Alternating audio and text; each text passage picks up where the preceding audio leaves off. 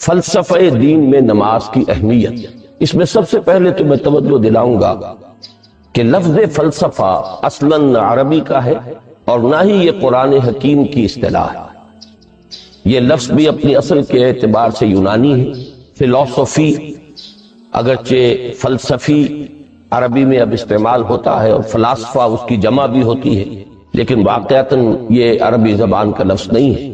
اسی کی ایک مثال اور ہے تصوف، وہ بھی بظاہر تفاعل کے وزن پر خالص صیغہ معلوم ہوتا ہے عربی زبان کا، لیکن یہ بھی تھیوسوفی، یہ بھی در حقیقت یونانی الاصل لفظ ہے جس کی تعریف کی گئی ہے، اسے معرب بنا کر عربی کا جامہ پہنا دیا گیا ہے۔ فلسفے سے ہم جس علم یا جس شعبہ علم کو مراد لیتے ہیں، قرآن حکیم کی اصطلاح میں اس کے لیے لفظ حکمت ہے۔ اس کا مادہ ہا کاف میم اور اس کا بنیادی مفہوم وہی ہے کہ جو اس سے جو ایک مشتق لفظ ہے استحکام، کسی شے کا مضبوط پختہ ہو جانا، قوی ہو جانا، ایسی صلاحیت حاصل کر لینا کہ وہ اپنی حفاظت کر سکے، اپنے خلاف کسی بھی اقدام پر اپنا دفاع کر سکے۔ یہ ہا کاف میم کے مادے کا اصل مفہوم ہے۔ اور حکمت انسان کے فکر اور اس کے شعور کی پختگی کا نام، اس لیے کہ انسان حیوانات سے ممیز کیا گیا ہے اگرچہ مختلف اعتبارات سے، لیکن یہ کہ اس میں سب سے اہم اعتبار یہ ہے کہ یہ حیوان عاقل، اسی طریقے سے اسے حیوان ناطق کہا جاتا ہے، اور نطق اور عقل کا بڑا گہرا تعلق ہے اور ربط ہے، دونوں ایک دوسرے سے جڑے ہوئے۔ تو ہم کہیں گے شعور، عقل سے انسان کو شعور حاصل ہوتا ہے، اور نطق جو ہے اس کی بنیاد، اس کا سورس جو ہے وہ یہی شعور۔ تو انسانی فکر کی پختگی، انسانی شعور کی پختگی، اس کے اندر ایسی صلاحیت کا پیدا ہو جانا کہ وہ حقائق تک رسائی حاصل کر سکے، اس میں اتنی قوت پیدا ہونا کہ وہ صحیح رخ پر، صحیح رخ سے موڑنے والے جتنے محرکات ہیں ان کے مقابلے میں اپنا دفاع کر سکے، یہ حکمت ہے۔ لہذا فلسفہ دین کی بجائے اب آپ اپنے ذہن میں حکمت دین کا لفظ رکھیں، اور اب غور کیجئے کہ حکمت دین میں صلاۃ کے مقام کو سمجھنے کے لیے ہمیں یہاں سے ابتدا کرنی چاہیے کہ حکمت دین کا سب سے بنیادی مسئلہ کون سا؟ حکمت دین کا سب سے اہم، سب سے بنیادی اولین مسئلہ معرفت خدا، انسان اپنے رب کو پہچان، اور رب کو پہچان کر اپنے فطری جذبہ تشکر کو اس کی ذات سے وابستہ کر۔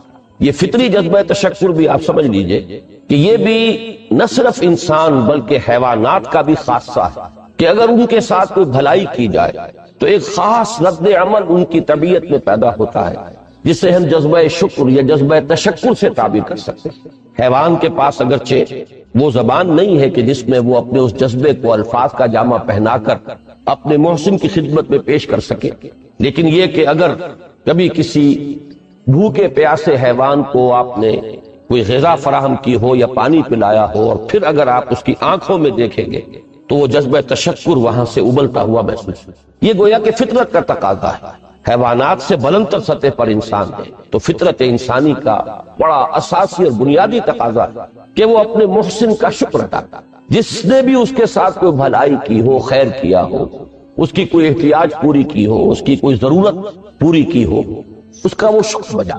تو یہ فطری جذبہ تشکر جب تک عقل انسانی اپنے اصل محسن اور مربی کو نہیں پہچانتی تو یا تو یہ منتشر رہتا ہے یا بھٹکتا رہتا ہے۔ چنانچہ شرک کی جو ساری تاریخ ہے اس کا تجزیہ کریں گے تو بات یہی نظر آئے گی کہ اس جذبہ تشکر نے اپنے علم کی کوتاہی کی وجہ سے، اپنے فہم کی کوتاہی کی وجہ سے مختلف اشیاء کے ساتھ یا مظاہر قدرت کے ساتھ اپنے آپ کو منسلک کر لیا۔ مثلاً یہ کہ یہ بات غلط نہیں ہے کہ ہماری دنیا کا یہ سارا نظام جو ہے اس میں سورج کی حرارت کو بہت بڑا دخل حاصل ہے۔ ساری انرجی جو ہمارے پاس ہے اس کی سورس تو اصل میں وہ سولر انرجی ہے۔ لکڑی بھی آپ جلا کر اگر آگ کے ذریعے سے حرارت حاصل کرتے ہیں تو وہ بھی در حقیقت سورج ہی کی وہ حرارت تھی کہ جو اس لکڑی میں جذب ہوئی ہے، اس نے وہ صورت اختیار کی۔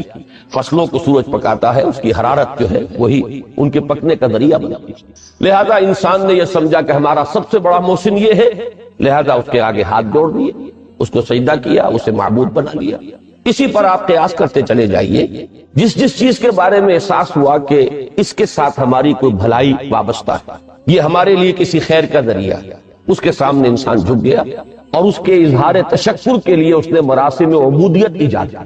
تو عقل انسانی کی اصل معراج یہ ہے کہ وہ اپنے اصل مربی کو پہچانے، اپنے اصل رب کی معرفت حاصل ہو جائے کہ یہ تمام مظاہر فطرت، مظاہر قدرت اگرچہ یہ سب ہیں اس دنیا میں، اس کے نظام کو مختلف پہلوؤں سے ان کے ساتھ وابستہ کیا گیا ہے، لیکن یہ سب خود کسی اور کی ربوبیت کے مظہر ہے. کوئی اور ہے جو ان سب کا خالق ہے، کوئی اور ہے کہ جس نے ان کے لیے یہ سارا نظام بنایا ہے. تو ایک ہی چھلانگ میں انسان پھر وہاں پہنچتا ہے اور اپنے اصل رب اور مربی کو پہچان کر اب اپنے پورے جذبہ تشکر کو اس کی ذات کے ساتھ منسلک کرے.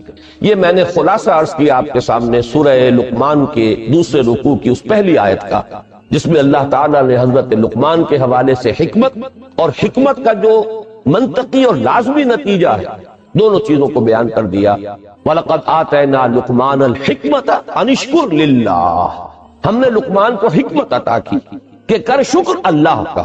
فطرت سلیمہ کا تقاضا شکر، محسن کے لیے مربی کے لیے، اور عقل کی معراج اپنے اصل محسن اور مربی کو پہچاننا، اسی کا نام حکمت ہے. حکمت عقل صحیح اور فطرت سلیمہ کے امتزاج سے وجود میں آتی ہے، جس کا نتیجہ شکر رب یا معرفت رب. تو یوں سمجھئے کہ حکمت دین کا اساسی مسئلہ ہے، باقی سارے مسائل اب یہیں سے چلے گئے.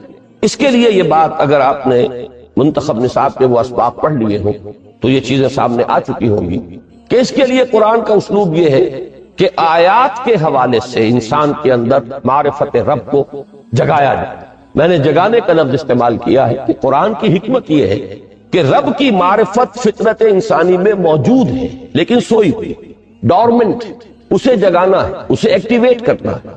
اس کے لیے آیات آفاقی، ان فی خلق السماوات والارض واختلاف اللیل والنہار والفلک التی تجری فی البحر بما ينفع الناس الی آخر الآیہ. اسی طرح آیات انفسی وفی انفسکم افلا تبصرون سنریہم آیاتنا فی الآفاق وفی انفسہم حتی یتبین لہم انہ الحق. لیکن ان آیات آفاقیہ کی طرف بھی صحیح نقطہ نظر سے متوجہ کرنے کے لیے اور انسان کے اندر کی اس سوئی ہوئی معرفت رب کو جگانے کے لیے سب سے زیادہ مؤثر آیات قرآن کا، چونکہ یہ فطرت انسانی کے اندر کی ایک شے کو جگانے والی ہیں. یہی وجہ ہے کہ قرآن مجید اپنے آپ کو کہیں الذکر کہتا ہے، کہیں ذکرہ، کہیں تذکرہ. یہ تو یاد دہانی ہے تمہارے اپنے اندر معرفت رب موجود تھی یا موجود ہے، لیکن یا تمہیں اس کا شعور نہ تھا، وہ تمہارے شعور کی سطح پر نہیں آئی تھی، یا یہ کہ آئی تھی لیکن پھر تم اسے بھول گئے، ذہول کے پردے پڑ گئے. جیسا کہ علامہ اقبال نے کہا کہ کافر کی یہ پہچان کے آفاق میں گم ہے، تم پھر گم ہو گئے. لہذا اس کو اجاگر کرنے کے لیے، تازہ کرنے کے لیے یہ آیات قرآن ہے. ان اندھیروں سے، گمشدگی کے اندھیروں سے نکالنے کے لیے، معرفت کی روشنی میں لانے کے لیے یہ آیات مبارکہ ہے. هو الذی ينزل على عبده آیات بینات لِيُخْرِجَكُم مِّنَ الظُّلُمَاتِ إِلَى النُّورِ. اندھیروں سے نکال کر روشنی میں لانے کے لیے اللہ نے اپنے بندے پر صلی اللہ علیہ وسلم یہ آیات بینات نازل کی. لیکن اب اس سے اگلا قدم ہے اور اصل میں وہ ہے جو میری گفتگو کا موضوع ہے اس وقت. اس کے لیے یہ تمہید ضروری تھی کہ حکمت قرآن کا اور حکمت دین کا اولین، اہم ترین، سب سے اساسی، سب سے بنیادی مسئلہ ہے معرفت رب. اگر اس مرحلے کو انسان طے کر لے اللہ کے فضل و کرم سے، اسے اللہ کی معرفت بھی حاصل ہو جائے اور اس پر ایمان بھی میسر آ جائے، تو اب اس کے سامنے تین مسئلے ہیں، ان کو اچھی طرح آئیڈینٹیفائی کیجیے. پہلا مسئلہ یہ ہے کہ اس کی فکر صحیح مزید پیش قدمی کرے، آگے بڑھے. یہ تو اس کا سٹارٹنگ پوائنٹ تھا، رب کو پہچان لینا. ابھی تو اس سے آگے بڑھ کر اس فکر صحیح کو، بڑی بلندیوں کو چھونا، جیسے کہ کلمہ طیبہ کی تمثیل بیان کی گئی قرآن مجید میں، کَشَجَرَةٍ طَيِّبَةٍ أَصْلُهَا ثَابِتٌ وَفَرْعُهَا فِي السَّمَاءِ. تو فکر انسانی کے لیے وہ اصل ثابت، جمی ہوئی جڑ جو وہ تو ہے معرفت رب. لیکن اب یہ فکر ترقی کرے گی، یہ نشو و نما پائے گی، یہ آگے بڑھے گی، اس کی شاخیں یہ آسمانوں سے بات کریں گی، آسمانوں کی بلندیوں کو چھوئیں گی. تو سب سے پہلا مسئلہ ہے فکر صحیح کی مزید پیش رفت، پیش قدمی۔ دوسرا مسئلہ انسان کا بہت بنیادی، عمل کی درستی، صحیح عمل۔ انسان اپنے نفس امارہ سے مغلوب ہو کر یا جذبات کی رو میں بہہ کر یا ماحول کے اثرات سے مرعوب ہو کر وہ کسی غلط رخ پر نہ پڑے، تو اس کے عمل کو درست رکھنے کے لیے کوئی اسے سہارا درکار۔ اور تیسری ضرورت اس کی، یہ میرے نزدیک اس دور میں سب سے زیادہ نگاہوں سے اوجھل ہو چکی ہے، یہاں تک کہ ہمارے بہت سے دینی حلقے بھی، خاص طور پر جو ریلیجس ایکٹیوسٹ شمار ہوتے ہیں، جو دین کی احیائی جد و جہد میں مصروف نظر آتے ہیں، تجدید دین، احیاء دین، غلبہ دین، اقامت دین، ان کی بھی ایک بہت بڑی محرومی ہے کہ وہ ایک تیسرے گوشے کو تقریباً نظر انداز کرتے ہیں، اور وہ ہے روحانی ترقی۔ اس لیے کہ انسان کی اصل عظمت کی بنیاد تو وہ روح ہے جو اس میں پھونکی گئی، وَنَفَخْتُ فِيهِ مِن رُوحِي، جس کا تعلق ذات باری تعالیٰ کے ساتھ ہے۔ کم سے کم یہ تو ہر شخص مانے گا، کوئی بڑے سے بڑا ریشنلسٹ اور روحانیت کا منکر شخص وہ بھی یہ تو ماننے پر مجبور ہے کہ اللہ تعالیٰ نے اس کی جو نسبت اپنی طرف فرمائی ہے روحی، اس میں در حقیقت انسانی روح کی عظمت اور اس کی شرافت، اس کی بلندی اور اس کی بزرگی کی طرف اشارہ۔ بہرحال اس کی ترقی، فکر صحیح کی ترقی۔ نمبر 2، عمل کی درستی، اس میں افراط و تفریط نہ ہو، اس میں انسان نفس امارہ سے مغلوب ہو کر یا جذبات کی رو میں بہہ کر یا ماحول کے اثرات سے متاثر ہو کر کوئی غلط اور غیر متوازن راستہ اختیار نہ کر لے۔ اور نمبر 3، روحانی۔ اب ان میں سے پہلی چیز کو لیجئے، فکر صحیح کے مزید ارتقاء اور اس کی مزید پیش قدمی کے لیے قرآن حکیم نے بھی سورہ آل عمران کے آخری رکوع میں ذکر کو سب سے پہلے اور سب سے اہم عامل کی حیثیت سے شمار کیا۔ چنانچہ اس کی پہلی آیت جو ہے سورہ آل عمران کے آخری رکوع کی، اس میں تو وہی مضمون جو میں بیان کر چکا وہ آیا ہے، ان فی خلق السماوات والارض واختلاف اللیل والنہار لآیات لأولی الالباب، یقیناً آسمان اور زمین کی تخلیق میں اور دن اور رات کے الٹ پھیر میں نشانیاں ہیں ہوش مندوں کے۔ ان کے ذریعے سے انسانی شعور کے اندر وہ معرفت رب اجاگر ہوگی۔ وہ پہلا مرحلہ اس نے طے کر لیا، وہ ڈورمنٹ معرفت اب ایکٹیویٹ ہو گئی۔ اب مزید فکر کا مرحلہ ہے جو اگلی آیت میں آیا ہے، الذین یذکرون اللہ قیاما وقعودا وعلی جنوبہم ویتفکرون فی خلق السماوات ربنا ما خلقت ھذا باطلا سبحانک فقنا عذاب النار۔ یعنی تفکر جو ہے، یتفکرون فی خلق السماوات والارض، وہ تفکر کرتے ہیں، غور و فکر کرتے ہیں آسمان اور زمین کی تخلیق میں، لیکن اس تفکر کے ساتھ لازماً ذکر، اور ذکر مدام، ذکر بھی وہ کہ جو مستقل ہو ہر حالت میں۔ الذین یذکرون اللہ قیاما وقعودا وعلی جنوبہم، وہ لوگ کہ جو اللہ کو یاد رکھتے ہیں، اللہ کا ذکر کرتے ہیں، کھڑے ہوئے بھی، بیٹھے ہوئے بھی، اور اپنے پہلوؤں کے بل یعنی لیٹے ہوئے بھی۔ اب ان تین کے سوا تو کوئی پوزیشن انسان کی نہیں ہے، اسی کا نام ہے دوام ذکر۔ اور اس کے ساتھ اگر وہ تفکر کرتے ہیں تو ان کا فکر اگلی منزل تک پہنچتا ہے۔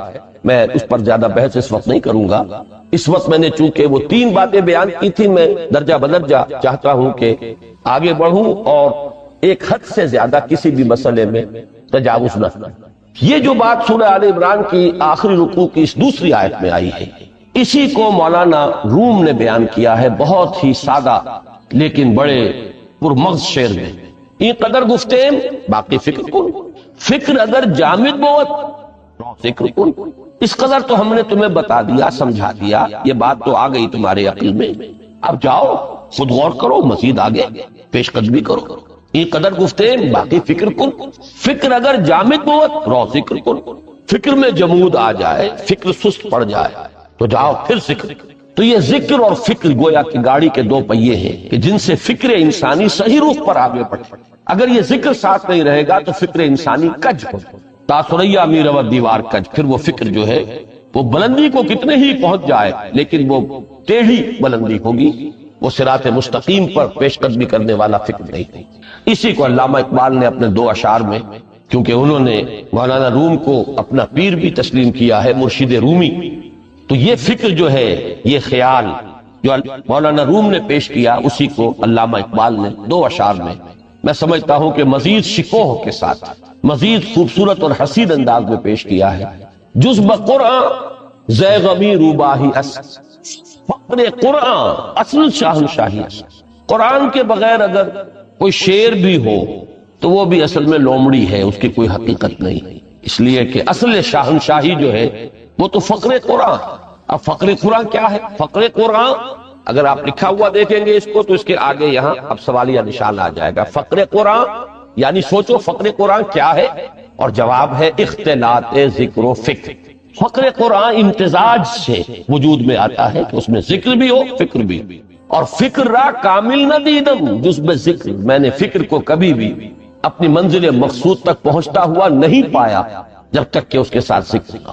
تو پہلی شے تھی فکر انسانی کی صحیح رخ پر مزید پیش قدمی اور پیش رفت، اور اس کے لیے لازم ہے ذکر و فکر کا امتزاج۔ دوسری چیز کو لیجئے عمل کی درستی۔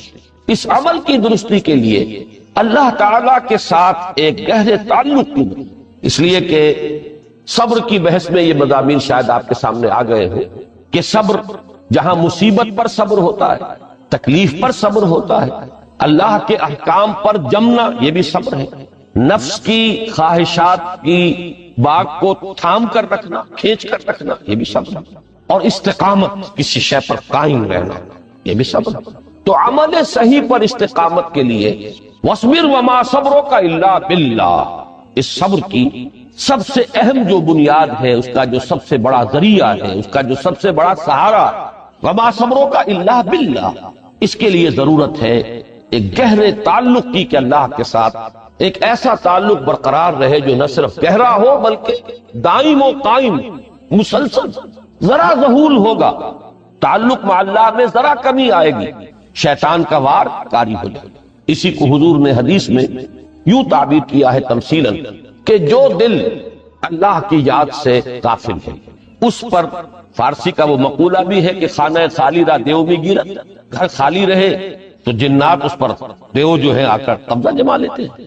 تو خانہ قلب جو ہے اگر یاد خدا بندی سے خالی ہو گیا تو شیطان ابلیس لعین اپنی تھوتنی ٹکا دیتا ہے۔ یہ لفظ آتا ہے سور کے منہ کے لیے تھوتنی، جس طرح اس کا نکلا ہوا سا منہ ہوتا ہے آگے، تو یہ لفظ استعمال کیا گیا کہ وہ اپنی تھوتنی انسان کے دل پر جما کر اور پھوکے مارنی شروع کر دیتا ہے۔ تو شیطان کو موقع ہی تب ملتا ہے جب انسان کے تعلق مع اللہ کے اندر کمی، وہ خانہ بالکل خالی ہو گیا ہو یا اتنا ضعیف ہو گیا ہو کہ کل عدم ہوتا ہے، گویا کہ نہیں۔ تیسری چیز کی طرف آئیے، روحانی ترقی۔ روحانی ترقی کے لیے میں ایک اصطلاح کے سامنے لا رہا ہوں، اس سے مراد کیا ہے؟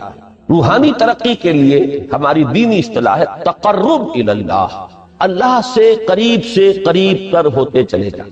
اس پر میرا ایک کتابچہ بھی ہے، تقرب الی اللہ کے دو مدارج، دو درجے، جو در حقیقت ایک حدیث نبوی علیہ الصلوۃ والسلام ہی پر مبنی ہے کہ حضور نے ایک درجہ قرار دیا ہے تقرب بالفرائض، فرائض کے ذریعے سے انسان اللہ کے قرب حاصل کرے۔ ایک ہے تقرب بالنوافل، نوافل کے ذریعے سے اللہ کا قرب حاصل کرے۔ ان میں کیا نسبت و تناسب ہے؟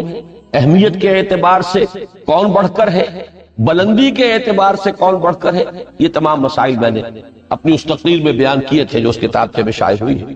اس وقت میں اس کی تفصیل میں نہیں جا رہا، صرف یہ تذکرہ اس لیے کر رہا ہوں کہ جن کو بھی خواہش ہو جائے اس کا مطالعہ کرے۔ ہماری اس وقت کی گفتگو سے وہ کتابچہ اس جگہ پر منسلک ہوگا۔ تو تقرب الی اللہ، یہ تقرب کوئی فزیکل فینومینن نہیں ہے، جسمانی یا مادی مسئلہ نہیں ہے۔ اللہ سے قرب یہ نہیں ہے کہ کوئی کروڑوں میل کا فاصلہ ہے، اب ہمیں کوئی رسی پر چڑھنا ہے اوپر بڑی محنت اور مشقت سے، فصل تو ہے ہی نہیں، فاصلہ ہے ہی نہیں، بعد ہے ہی نہیں۔ نحن اقرب الیہ من حبل الورید، ہم تو انسان سے اس کی شہرگ سے بھی زیادہ قریب۔ هو معکم اینما کنتم، وہ تو تمہارے ساتھ ہی ہوتا ہے جہاں کہیں بھی تم ہو، بس صرف یہ کہ تمہاری توجہ نہیں ہوتی، تم اور چیزوں میں مشغول و مصروف رہتے ہو، تم ہماری طرف دھیان ہی نہیں دیتے، تم ہماری طرف متوجہ ہی نہیں ہوتے۔ ہم تو مائل بے کرم ہے، کوئی سائل ہی نہیں، راہ دکھلائیں کسے رہنو منزل ہی نہیں۔ انسان جب متوجہ ہو جاتا ہے اور بڑھتا ہے، آگے پیش قدمی کرتا ہے روحانی اعتبار سے، تو یہ ہے در حقیقت تقرب الی اللہ، اور اسی کو ہم کہیں گے روحانی ترقی۔ اب ان تین چیزوں کو اگر آپ نے ذہن میں جما لیا، پھر میری بات کی ترتیب اس کو ذہن میں قائم کیجئے۔ ہم چلے کہاں سے؟ کہ دین کے ساتھ اصل مناسبت فلسفے کی نہیں، حکمت کی۔ نمبر دو، حکمت قرآنی کا پہلا اور اہم ترین اور بنیادی مسئلہ معرفت رب کا حصول، اس کا نتیجہ شکر خدا، اس کا ذریعہ آیات آفاقی، آیات انفسی، اور سب سے بڑھ کر آیات قرآنیہ جو الذکر، جو تذکرہ ہے، جو ذکر ہے۔ لیکن اس پہلے مرحلے کو اگر کوئی انسان بفضل ہی تعالی، اللہ کے فضل و کرم سے طے کر لے، اب اس کے سامنے تین مسئلے، فکر کی مزید پیش رفت، مزید پیش قدمی صحیح رخ پر، اس کے لیے ذکر اور فکر دونوں کا امتزاج ہے۔ فقر قرآن اختلاط ذکر و فکر، الذین یذکرون اللہ قیاما وقعودا وعلی جنوبہم ویتفکرون فی خلق السماوات۔ دوسری شے عمل کا درست رہنا، نہ افراط و تفریط ہو، عدم توازن ہو، نہ انسان نفس سے مغلوب ہو جائے، نہ انسان جذبات کی رو میں اندھا ہو جائے، نہ انسان ماحول سے مروب ہو کر متاثر، صحیح رخ پر اس کا عمل۔ نمبر تین، روحانی ترقی جو اصل حاصل ہے، جو اصل مقصود ہے۔ نمبر دو چیز کے لیے تعلق مع اللہ ضروری، نمبر تین کے لیے تقرب الی اللہ۔ اب غور کیجئے، ان تینوں چیزوں کا بڑا گہرا تعلق ہے نماز، ان تینوں کے لیے ستون کی حیثیت نماز۔ لہذا ایمان کے بعد یا معرفت رب کے بعد حکمت دین کا اہم ترین مسئلہ نماز، صلاۃ، اس لیے کہ ایک طرف یہ انسان کو اللہ کے ساتھ ایک گہرے تعلق کا ذریعہ فراہم کرتی ہے، اپنے تمام مصروفیات میں سے، ان مشغولیتوں میں جن میں گم ہونے کا خدشہ ہوتا ہے، نکلو۔ 24 گھنٹے کے معمولات میں سے کم 5 مرتبہ تو لازماً نکلو، اور اپنے آپ کو ذرا، اپنے حواس کو بھی، اپنی باطنی کیفیات کو بھی ذرا تازہ کرو۔ اگر کوئی گندگی، نجاست، کسی طرح کی ناپاکی کا کوئی معاملہ ہے، طہارت حاصل، طہارت سے تمہارے اندر روح کو بھی بالیدگی ہوگی، تمہارے حواس بھی تازہ ہوں گے، تم گویا کہ بحیثیت کل تمہاری ہستی چاق و چوبند ہو جائے، وہ کسل، وہ سستیاں، وہ جو ایک کثافتیں ہوتی ہیں، ان سب سے نجات جائے، اور اب اپنے رب کے حضور میں کھڑے ہو جاؤ، اس کے ساتھ اپنا عہد بھی تازہ کرو، اس کی اہم صفات کو بھی اپنے ذہن میں پھر مستحضر کرو۔ یہی وجہ ہے، دیکھیے میں نے جو آیات آپ کو شروع میں سنائی تھی، سورہ لقمان کی 2 آیتیں، پہلی آیت میں اس کا ترجمہ کر چکا، دوسری آیت وَلَقَدْ وَإِذْ قَالَ لُقْمَانُ لِابْنِهِ وَهُوَ يَعِظُهُ يَا بُنَيَّ لَا تُشْرِكْ بِاللَّهِ إِنَّ الشِّرْكَ لَظُلْمٌ عَظِيمٌ۔ اس کے بعد درمیان میں کچھ مضمون آ کر پھر وہ آیہ مبارکہ آئی، یا بنی اقم الصلاۃ وامر بالمعروف وانہ عن المنکر واصبر علی ما اصابک۔ گویا کہ اہم ترین چیز، بنیادی ترین چیز، اللہ کو محض پہچان لینا کافی نہیں ہے، یاد رکھنا ضروری ہے۔ اللہ یاد رہے گا تو فکر صحیح آگے بڑھے، اللہ یاد رہے گا اور اس کے ساتھ ایک گہرا تعلق جو ہے برقرار رہے گا تو عمل درست رہے گا۔ بالکل یہی بات سورہ طٰہٰ میں جو پہلی وحی حضرت موسیٰ علیہ السلام پر ہوئی، اور پہلا مخاطبہ ہے، چونکہ حضرت موسیٰ کو یہ انبیاء کرام کے مقدس گروہ میں ایک امتیازی حیثیت حاصل ہے کہ ان سے براہ راست گفتگو ہوئی ہے، اگرچہ صرف ایک پردہ تھا، اوٹ من ورائے حجاب گفتگو ہوئی ہے، لیکن یہ کہ کوئی فرشتے کا درمیانی جو ہے وہ لنک نہیں تھا، براہ راست اللہ تعالیٰ نے حضرت موسیٰ علیہ السلام سے کلام فرمایا۔ کلم اللہ موسیٰ تکلیما، موسیٰ سے تو اللہ نے کلام فرمایا جیسے کہ کلام کیا، تو پہلا مخاطبہ ہے، یہ پہلا مکالمہ ہے، پہلی وحی کہیے، اسی میں یہ الفاظ بھی موجود ہیں، اننی انا اللہ لا الہ الا انا فاعبدنی واقم الصلاۃ لذکری۔ یہ گویا کہ حکمت قرآنی کا ایک بہت بڑا خزانہ ہے یہ آیت، کہ خود حضرت موسیٰ علیہ السلام کو جو ہدایت دی جا رہی ہے، میں ہوں، میں اللہ، اننی انا اللہ لا الہ الا انا، میرے سوا کوئی معبود نہیں، فاعبدنی، بس میری بندگی، میری عبادت، میری پرستش، میری محبت، اس کو اختیار کرو۔ وَأَقِمِ الصَّلَاةَ لِذِكْرِي، اور نماز کو قائم رکھو میری یاد پہ۔ بلکہ اسی سلسلہ کلام میں آگے چل کر سورہ طٰہٰ میں آتا ہے، کافی گفت و شنید کے بعد جب حضرت موسیٰ نے کچھ معذرت بھی کی، کچھ دعائیں بھی کی، اللہ نے ایک دعا قبول بھی کی کہ ان کے بھائی کو بھی شریک کر دیا، حضرت ہارون کو بھی۔ اس کے بعد پھر جب فرمایا کہ اب جاؤ فرعون کی طرف، تو اس میں فرمایا وَلَا تَنِيَا فِي ذِكْرِي، اور دیکھنا یہ جو عظیم مشن تمہارے کندھے پر آ گیا ہے، بڑا بھاری اور کٹھن ایک فرض ہے جو تم پر عائد ہو گیا، اس کے لیے سب سے بڑی تمہارے پاس جو قوت کا ذریعہ ہے وہ نماز۔ فلا تنی عن ذکری، میری یاد میں کبھی غفلت نہ کرنا، اس میں کبھی کوئی کمی نہ آنے دینا۔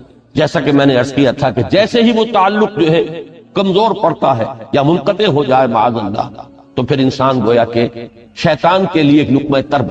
اب آپ غور کیجئے، تیسری شے تقرب الی اللہ، اس کے حوالے سے بھی جو فرائض اور نوافل کی بات ہے اس کو اس وقت ذہن سے نکال کر یہ سمجھیے کہ اس میں نماز کا کیا مقام ہے، اس لیے کہ نماز فرض بھی ہے، نماز نفل بھی ہے، وہ تو ان دونوں میں شریک ہو جائے گا۔ اب اس کو لفظ صلاۃ کے حوالے سے آپ ان دونوں چیزوں کو سمجھیں۔ صاد لام واو یا یہ چونکہ حروف علت ایک دوسرے سے بدلتے رہتے ہیں، یہ جو مادہ ہے اس کی جو خالص لغوی اصل ہے، جو خالص عربی زبان میں اس کا بنیادی مفہوم ہے، وہ آگ جلانا یا آگ تاپنا یا آگ سینکنا، حرارت حاصل۔ لہذا بار بار آتا ہے جہنم کے ذکر میں، اسلوہا، اب جلو اس میں، تاپو اس کو، یہ سینکے گی تمہیں۔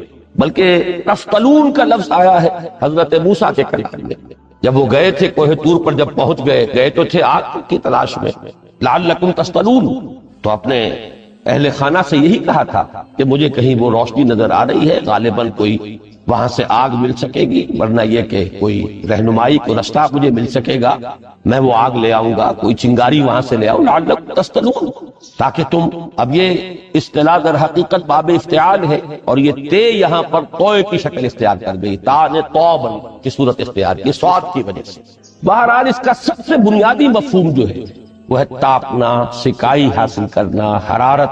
اس کے حوالے سے سمجھ لیجئے کہ سب سے بنیادی تعلق اس کا جو ہے وہ روح کے ساتھ۔ روح میں محبت خداوندی کی آگ اگر ٹھنڈی پڑ گئی، اگر محبت خداوندی کی حرارت میں کمی ہو گئی، تو اس کو اثر نو، جس کو کہ میں آج سوچ رہا تھا تو ایک لفظ ذہن میں آیا کہ جیسے بیٹری اس کو ریچارج کیا جاتا ہے، اسی طریقے سے روح کے اندر محبت خداوندی کی اس حرارت کو اثر نو تازہ کرنا، یہ ہے در حقیقت نماز کا اصل۔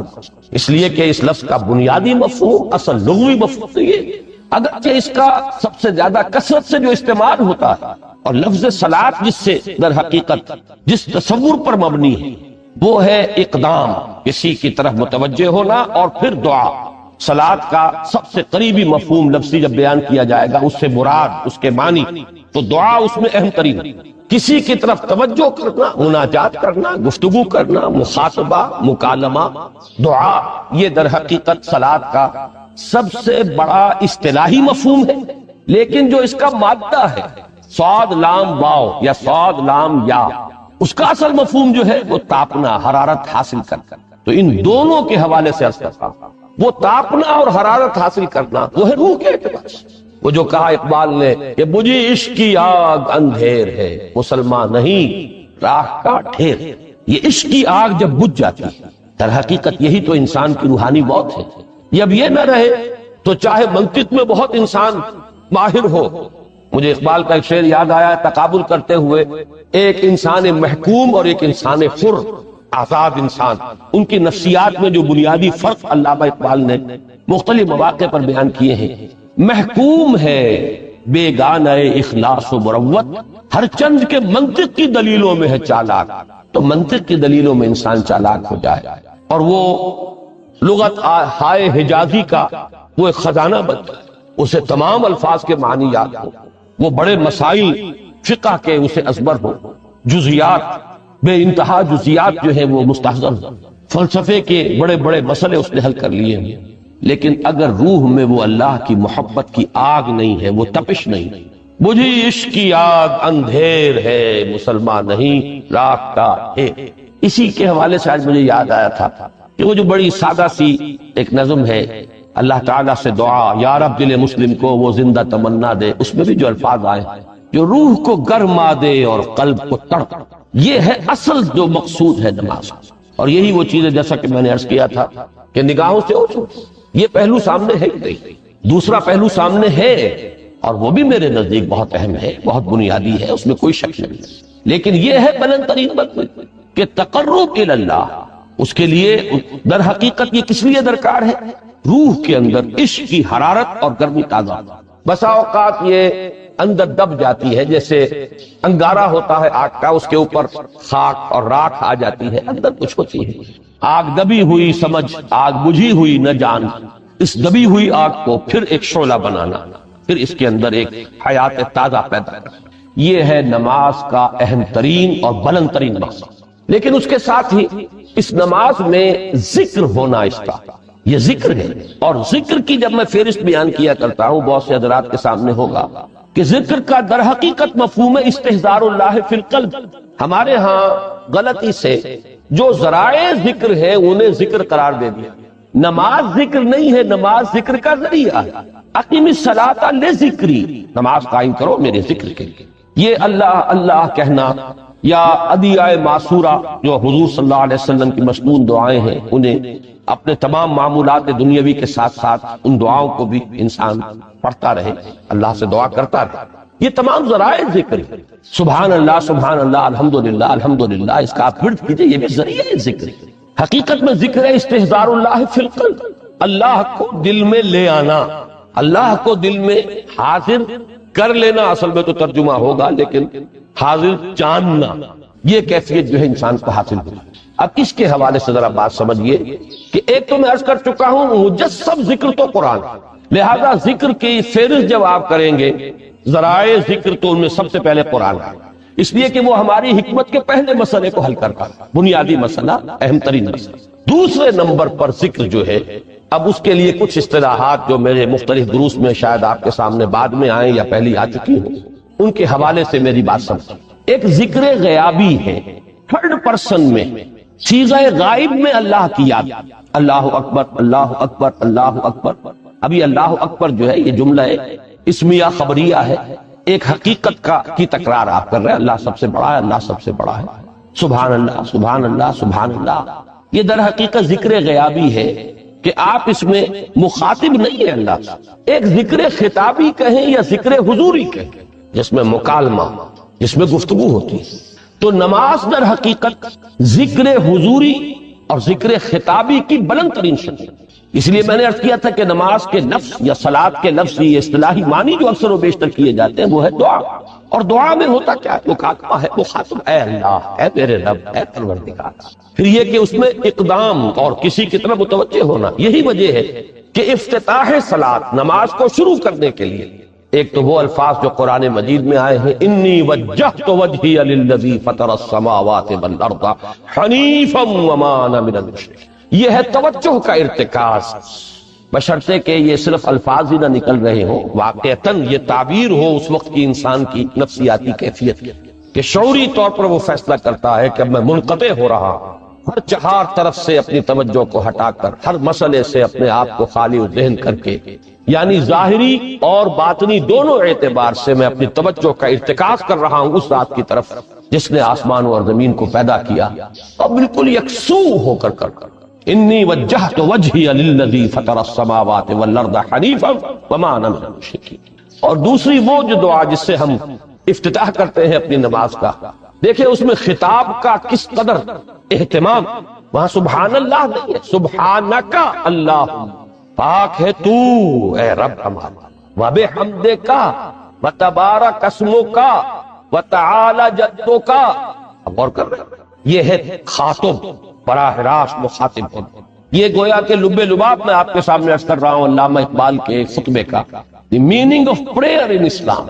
خطبات جو ہیں ان کے مشہور، ان میں غالباً یہ تیسرا یا چوتھا لیکچر ہے کہ اس میں تصور یہ دیا گیا ہے کہ دو ہی انائیں ہیں، ایک انائے کبیر اننی انا اللہ لا الہ الا انا، یہ وہ انائے کبیر ہے، انائے مطلق ہے، میں، بہت بڑی میں، جس کو کہ علامہ اقبال نے کہا دی بگ آئی ایم۔ یہ بگ آئی ایم جو ہے وہ سورہ طٰہٰ کی اس آیت ہے، اور میرے علم کی حد تک کوئی اور مقام نہیں ہے جس میں اس قدر جلال اللہ نے اس طور سے اپنی انانیت کبریٰ اور انانیت مطلقہ کا اظہار اس بلند آہنگ کے ساتھ کیا ہو، اننی انا اللہ لا الہ الا انا۔ وہ انائے کبیر اور یہ انائے صغیر، یہ انائے محدود، یہ چھوٹی سی ایک انا ہے، میں، یہ میں ہوں۔ آپ جب کہتے ہیں میں، بڑی محدود سی ایک انا، دی فائنائٹ ایگو، انائے محدود، اور انفائنائٹ ایگو. اور صلات اصل میں کیا ہے؟ اس چھوٹی انا کا بڑی انا کے سامنے آ کر روبرو ہو کر، وہ جو کبھی ٹیلی ویژن کا ایک پروگرام ہوا کرتا تھا روبرو ہو کر خطاب.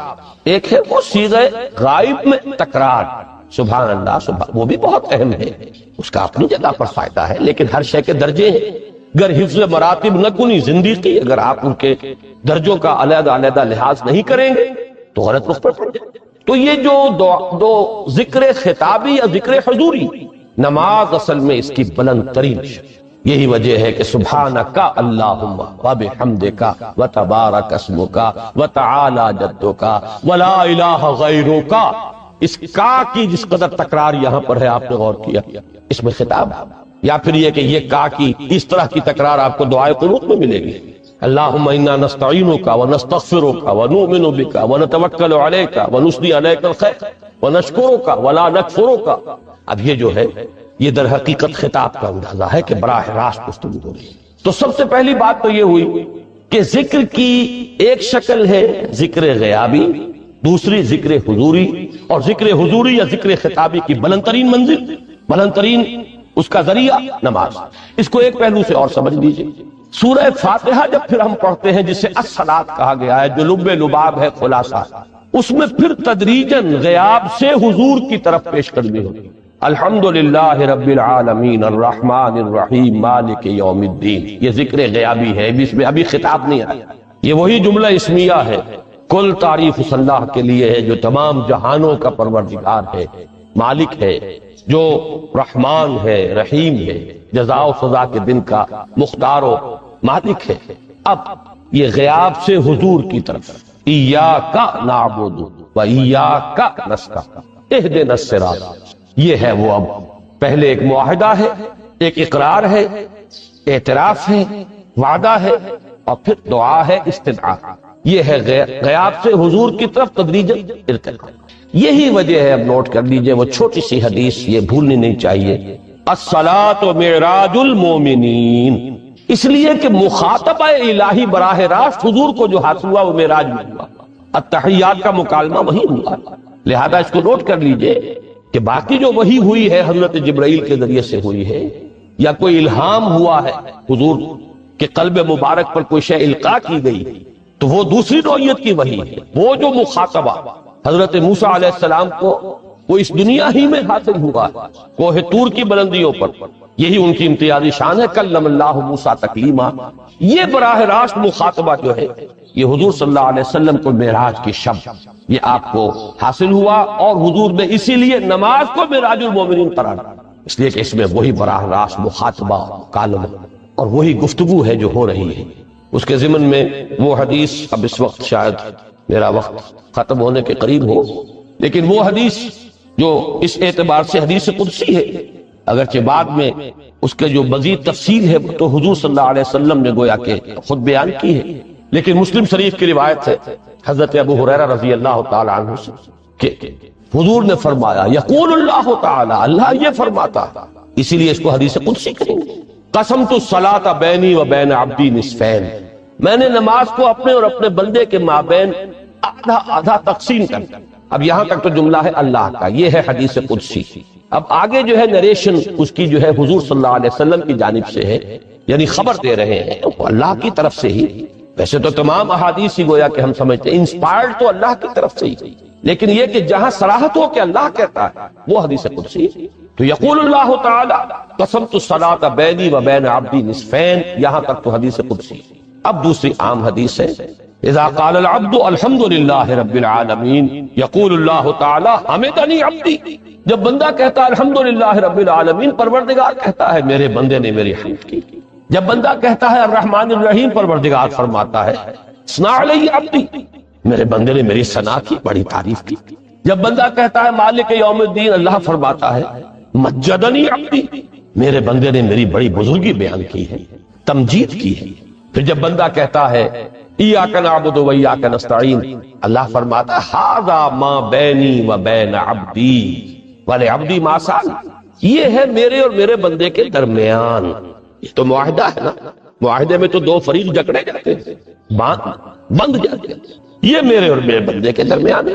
اور میرے بندے نے جو طلب کیا میں نے دیا، اس لیے کہ اس میں طلب بھی تو ہے، ایاک نستعین، تیری مدد چاہتے ہیں، یہ طلب ہے، اسی کی شرح ہے جو اب آخری 3 آیتیں ہیں۔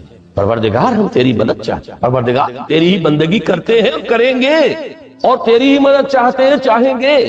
اگر حال میں اس کا ترجمہ کریں گے زمانہ حال کے اعتبار سے، اس لیے کہ فعل مضارع میں تو دونوں موجود ہیں، شامل ہیں، تو یہ ایک اعتراف ہے، اظہار حال ہے۔ اللہ کرے کہ وہ واقعتاً صحیح اظہار حال ہو، ہم واقعی اللہ کی بندگی کرتے ہوئے یہ کہیں کہ ایاک نعبد، ورنہ اگر ہماری اصل صورتحال سے وہ مطابقت نہ رکھتا ہو تو پھر تو ایک طرح کا جھوٹ ہو جائے گا، غلط بیانی ہو جائے گی۔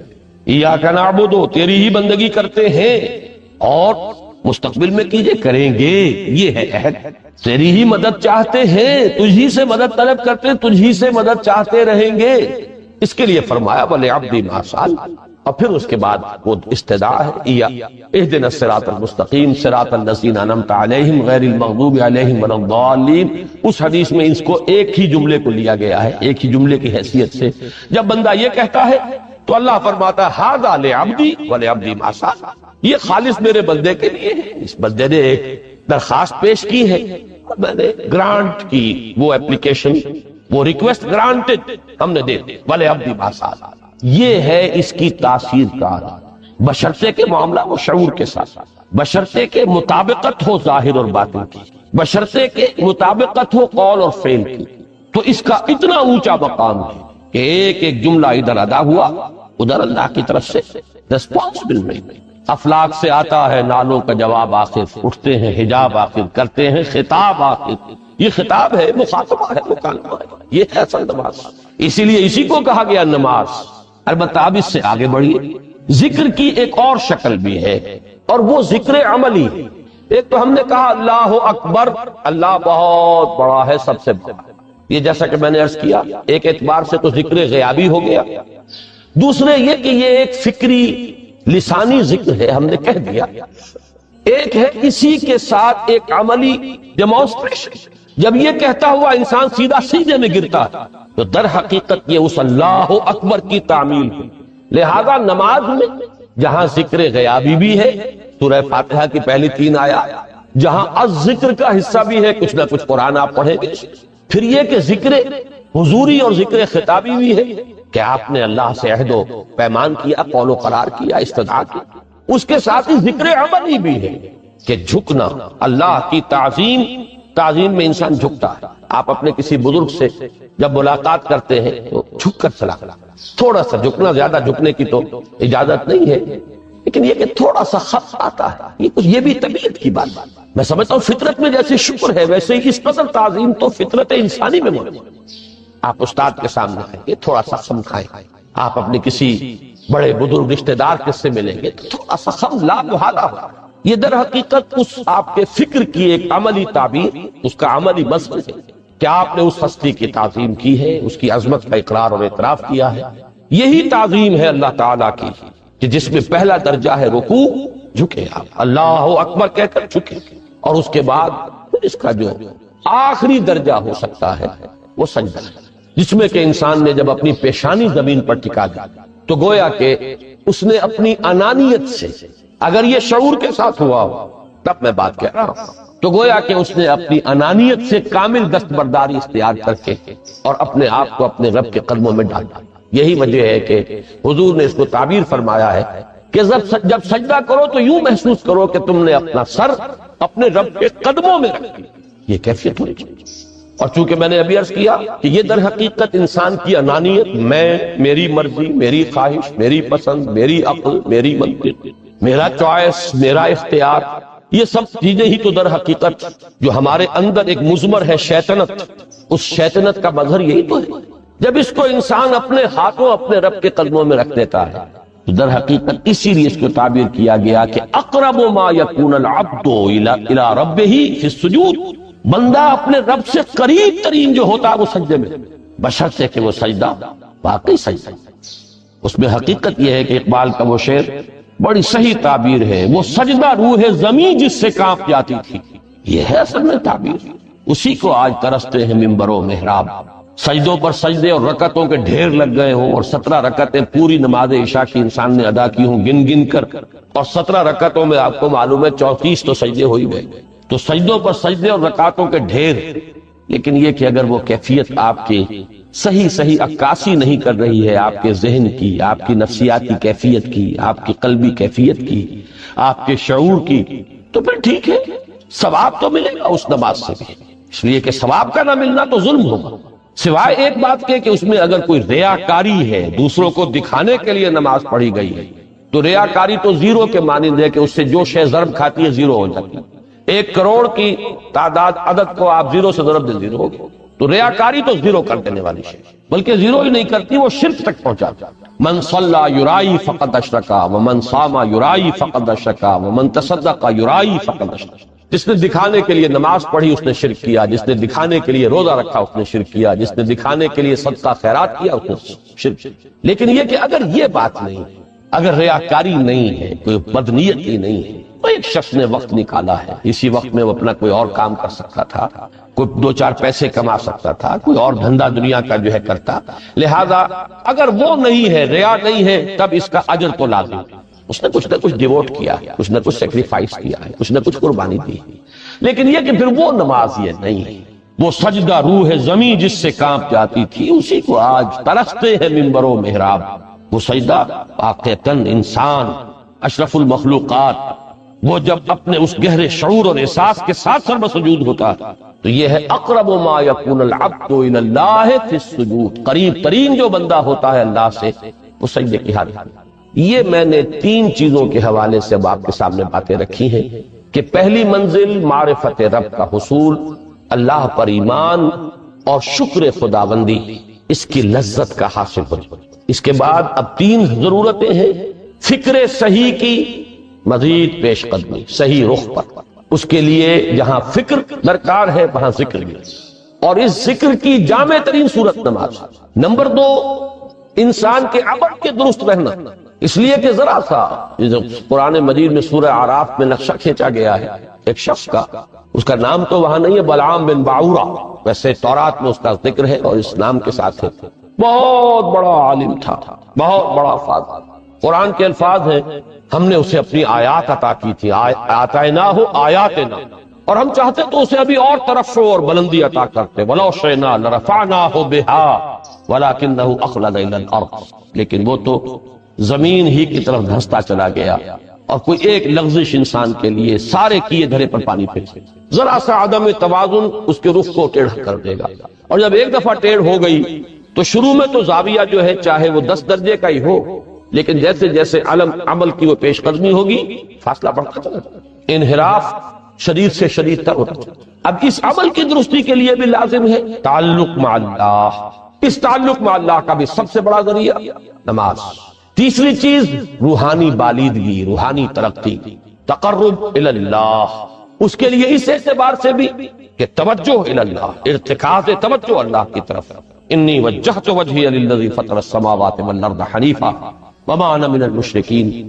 اور اس اعتبار سے بھی کہ اسی کے ذریعے سے وہ عشق کی بجھتی ہوئی چنگاری کو پھر بھڑکایا جا سکتا. جو خاک میں دب گئی ہو اللہ کی محبت کی وہ حرارت جو ہے، اگر اس میں کچھ کمی آ گئی ہے تو اس کو جھاڑ کر، راکھ کو ہٹا کر اثر نو ایک حرارت پیدا کرنا.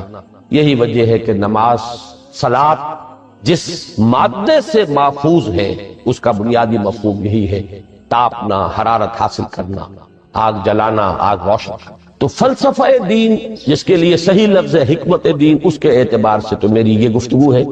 باقی یہ کہ نظام دین میں 3 اعتبارات سے پھر نماز کی اہمیت